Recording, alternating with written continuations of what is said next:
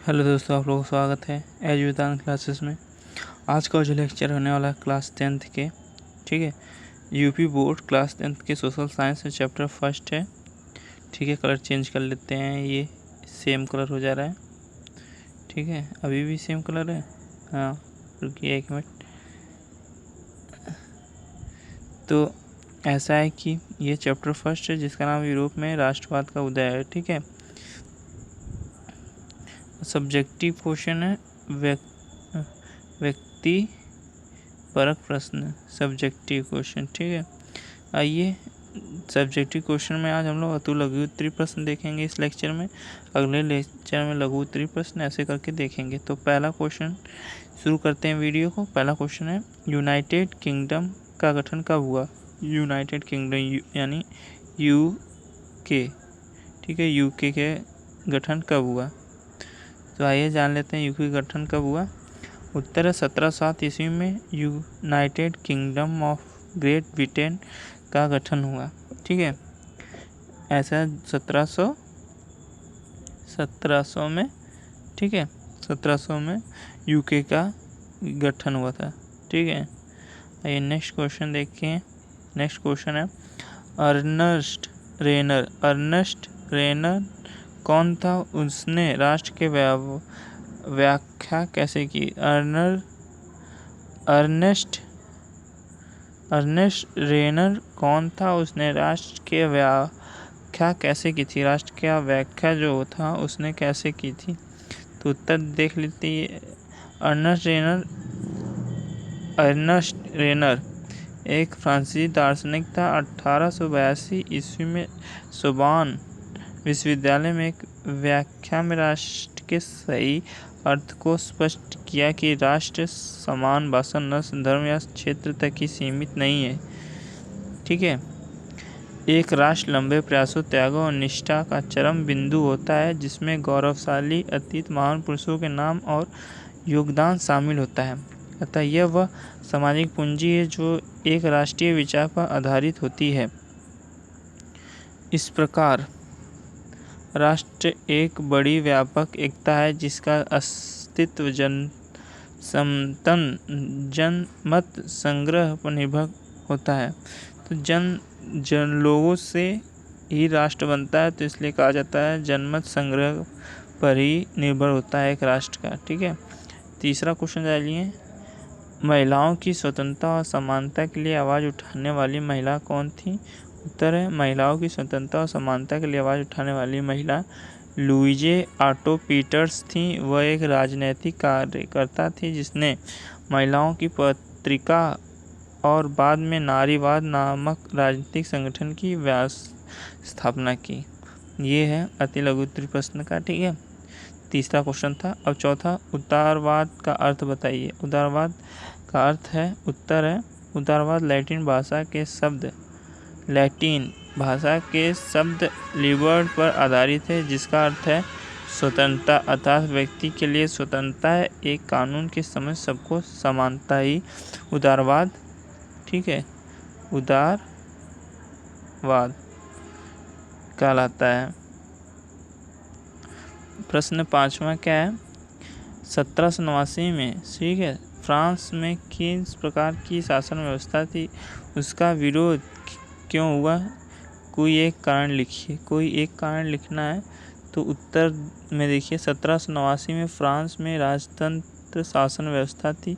आर्थिक कुप्रबंध के चलते फ्रांस की अर्थव्यवस्था बदहाली में पहुंच गई, जिसके चलते लोगों ने विद्रोह कर दिया और फ्रांस की क्रांति घटित हो गई। तो ये था 1789 में राजतंत्र शासन व्यवस्था थी और कुप्रबंध चलने की वजह से और वहाँ की जो अर्थव्यवस्था वो बदहाली में चली गई थी, जिसके कारण ये सब हुआ था। क्वेश्चन नंबर 6 देखिए। 6 क्या है? ये फ्रांसीसी क्रांतिकारियों ने कौन से कदम उठाए जिससे फ्रांसीसी लोगों में सामूहिक पहचान की भावना पैदा हो सकती थी? तो कौन सी कदम थे जिससे कि भावनाएं पैदा हो सकती थी? तो उत्तर में देखिए, फ्रांसीसी क्रांतिकारियों द्वारा उठाए गए कदम इस प्रकार हैं। पहला, एक नया फ्रांसीसी झंडा चुना गया। दूसरा, अर्नेस्ट स्टेट जनरल का नाम बदलकर नेशनल असेंबली कर दिया गया। ठीक है, स्टेट का नाम बदलकर नेशनल असेंबली कर दिया गया। तीसरा बिंदु है नई स्तुतियों की रचना की गई, शपथ ली गई, शहीदों का गुणगान किया गया। ये सब 3 पॉइंट थे। ठीक है, ये तीनों पॉइंट याद कर लीजिए, बहुत बढ़िया है, मज़ा आएगा। 7वां क्वेश्चन देखिए, ऑटो वन बिस्मार्क को जर्मनी के एकीकरण, ठीक है, का जनक क्यों कहा जाता है? 2 कारण लिखिए, इसमें 2 कारण लिखना है। तो ऐसे ही उत्तर देखिए। पहला कारण, ऑटो वन बिस्मार्क ने रक्त और लौह की नीति पर चलकर जर्मनी का एकीकरण करने में महत्वपूर्ण भूमिका निभाई, इसलिए इसे जर्मनी का एकीकरण का जनक कहा जाता है या कहते हैं लोग। दूसरा, बिस्मार्क ने कूटनीति द्वारा ऑस्ट्रिया को वैश्विक पटल पर एकांकी करके प्रशा की शक्ति को मजबूत किया। यह था 2 पॉइंट। आइए 8वां क्वेश्चन जान लेते हैं, जर्मनी का एकीकरण कब हुआ और कैसे हुआ? तो उत्तर है, मध्यवर्गीय जर्मन लोगों में प्रबल राष्ट्रवादी भावनाएं विद्यमान थी। इस राष्ट्रवादी लोगों ने 1848 ईस्वी में जर्मनी महासंघ के विभिन्न क्षेत्रों को एकता के सूत्र में बांध एक निर्वाचित संसद के माध्यम से शासित राष्ट्र राज्य बनाने का प्रयास किया। 7 वर्ष के दौरान ऑस्ट्रिया, डेनमार्क और फ्रांस से 3 मुद्दों में प्रशा की जीत हुई और एकीकरण की प्रक्रिया पूरी हुई। जनवरी 1871 ईस्वी में वर्साय में हुए एक समारोह में प्रशा के राजा विलियम प्रथम को जर्मनी के सम्राट घोषित किया गया। ठीक है, ये सब था। 9वां क्वेश्चन क्या है? 9वां क्वेश्चन ले लेते हैं, जर्मनी के एकीकरण में सबसे महत्वपूर्ण योगदान किसका था?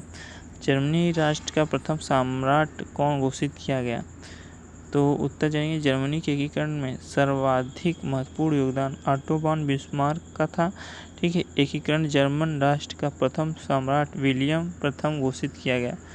ठीक है, क्या था इसमें जो चीज़ें, जर्मनी के एकीकरण के सर्वाधिक महत्वपूर्ण योगदान ऑटो वन बिस्मार्क का था और एकीकृत जर्मन राष्ट्र का प्रथम सम्राट विलियम प्रथम घोषित किया गया।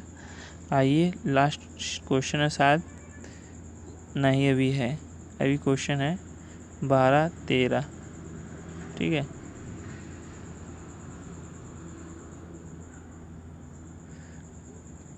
दसवां देखिए, वियना कांग्रेस का सम्मेलन कब और कहाँ हुई? वियना कांग्रेस की सम्मेलन कब और कहाँ हुई? उत्तर, ब्रिटिश, रूस, प्रशा और ऑस्ट्रिया जैसी यूरोपीय शक्तियों सम्मिलित रूप से 1815 में नेपोलियन को पराजित किया था। इस देशों के प्रतिनिधित्व यूरोप के लिए एक समझौता तैयार करने के लिए 1815 में वीना में मिले, इसे ही वियना कांग्रेस का सम्मेलन कहते हैं। वियना कांग्रेस का सम्मेलन। 11वां, फ्रांस की क्रांति के 2 परिणाम बताइए। फ्रांस की क्रांति के 2 परिणाम। पहला है, फ्रांस से निरंकुश राजतंत्र का अंत हो गया। क्रांति ने समानता, स्वतंत्रता तथा भ्रातृत्व की भावना का विकास किया। दूसरा, न्याय व्यवस्था का पुनर्गठन हुआ और पूरे देश में समान कानून संहिता को लागू किया गया। 12वां, इटली के एकीकरण में महत्वपूर्ण भूमिका निभाने वाले 3 नेताओं के नाम लिखिए। क्या थे? इटली के एकीकरण में महत्वपूर्ण भूमिका निभाने वाले 3 प्रमुख नेताओं में काउंट काबूर, गैरिबॉल्डी, विक्टर एम्यूल द्वितीय ने महत्वपूर्ण भूमिका निभाई थी। 13वां, फ्रांस की क्रांति से संबंधित किन्हीं 2 दार्शनिक के नाम लिखिए। दार्शनिक के नाम लिखना है, तो एक मॉन्टेस्क्यू, वोल्टेयर। दूसरा, पहला मॉन्टेस्क्यू, दूसरा वोल्टेयर। 14वां, गृह युद्ध से आपका तात्पर्य है? उत्तर, गृह युद्ध एक ही राष्ट्र के अंदर संगठित गुटों के बीच होने वाले युद्ध को कहते हैं। गृह युद्ध एक ही राष्ट्र के अंदर संगठित गुटों के बीच होने वाले युद्ध को कहते हैं। अब नेक्स्ट लघु उत्तरी प्रश्न लेक्चर नंबर 2 में। अब यहाँ पे लेक्चर ख़त्म होता है।